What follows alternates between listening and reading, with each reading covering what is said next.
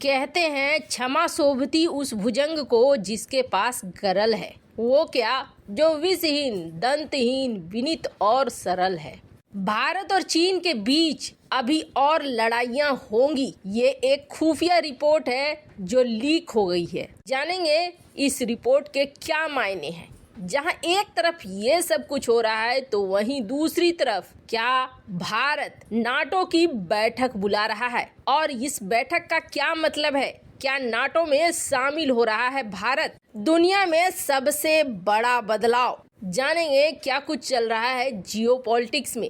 आइए जानते हैं इन खबरों को विस्तार से। पिछले कुछ सालों में भारत और चीनी सैनिकों के बीच में LAC पर 2 बार हिंसक टकराव हुए हैं और ये ऐसे टकराव हैं जो निकल कर सामने आ चुके दिखे। कई बार इस तरीके के वीडियो निकल कर आते हैं बाहर, जब देखने को मिलता है कि हाँ भैया LAC पर कुछ हुआ है। जैसे पिछले दिनों ये एक वीडियो निकल कर सोशल मीडिया पर वायरल हो गया था। इसमें क्या दिख रहा है आपको? इसमें दिख रहा है चीनी सैनिक बॉर्डर को पार करके भारत की तरफ आना चाह रहे हैं और बदले में भारतीय सैनिक इसकी ठीक ठाक ठुकाई कर रहे हैं। आखिर होता ये है कि चीनी सैनिक पीछे चले जाते हैं।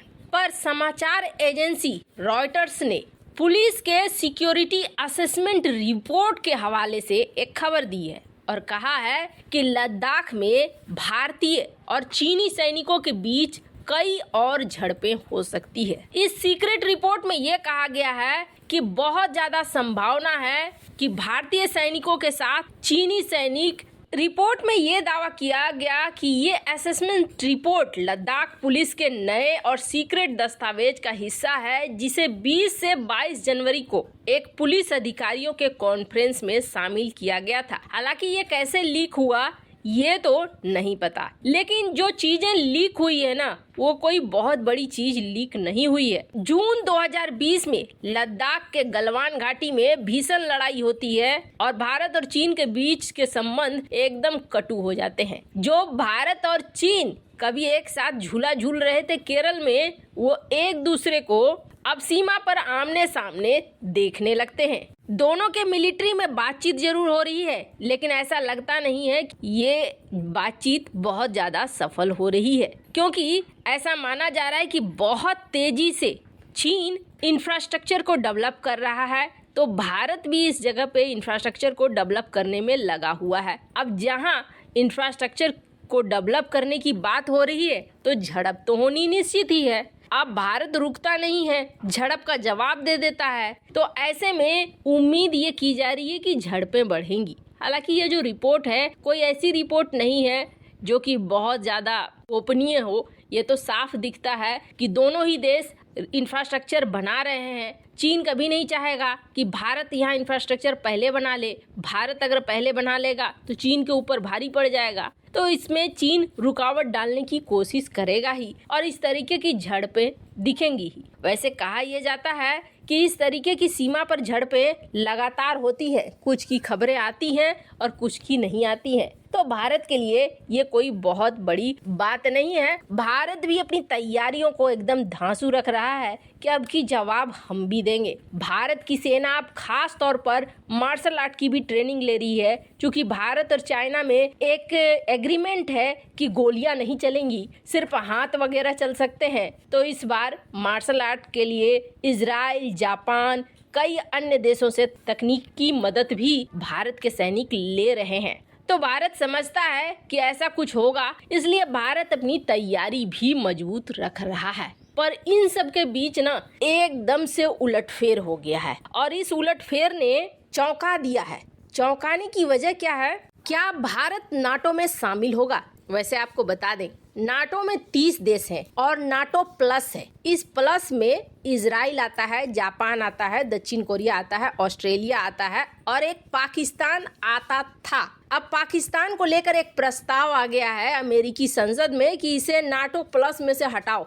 नाटो प्लस में से जब तक हम इसे हटाएंगे नहीं तब तक हमारा काम नहीं चलेगा। आखिर कौन सा काम है? क्या भारत नाटो में शामिल हो रहा है? कुछ ऐसा ही है क्या? नाटो प्लस का दर्जा क्या भारत को मिलने वाला है? पाकिस्तान से छीनकर ये दर्जा क्या भारत को देने जा रहा है?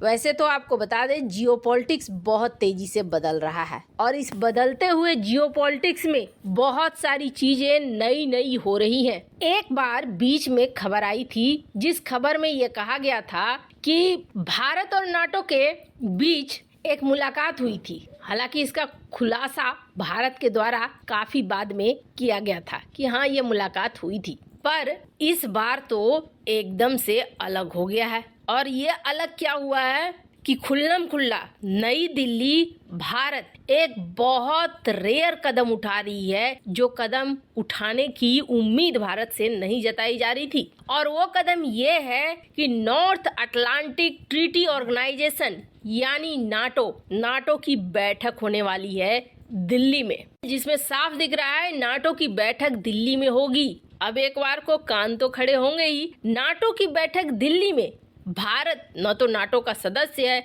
न तो नाटो प्लस का सदस्य है। दूर दूर से भारत का रिश्ता नाटो के साथ नहीं है और नाटो के साथ भारत जल्दी अलाइन नहीं होना चाहेगा, क्योंकि ये बात रूस को बिल्कुल भी पसंद नहीं आएगी। रूस पोलैंड के, फिनलैंड के, यूक्रेन के शामिल होने से इतना ज्यादा बौखला कर ये सब कुछ कर सकता है, तो भारत अगर नाटो का मेंबर बनता है तो ये चीज क्या रूस को बुरा नहीं लगेगा। तो आपको बता दें अब कूटनीतिक तौर पर क्या चल रहा है ये तो भारत की सरकार जाने, पर ये बात निकल कर सामने आई है कि भारत में मार्च महीने में ये रेयर इवेंट होने वाला है।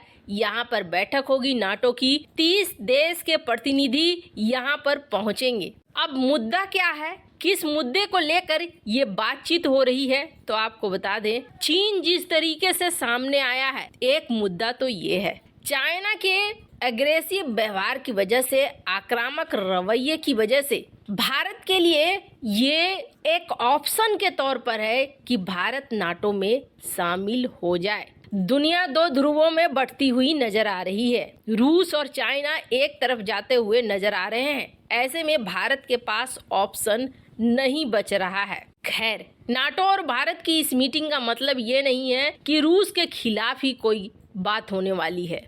तरीके से क्वाड में रहते हुए भी भारत ने कभी रूस के लिए कुछ भी ऐसा न होने दिया, न किया जो कि रूस के हितों में न हो।